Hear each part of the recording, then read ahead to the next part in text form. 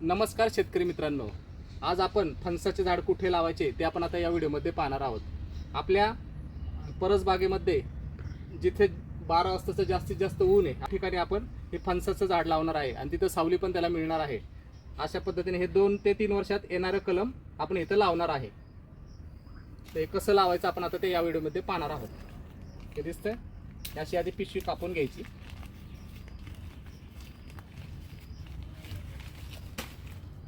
आणि हे झाड असं ठेवायचं. यामध्ये आपण लिंबोळी पेंट आणि ब्लॅक गोल्ड टाकले आहे आधी सुद्धा,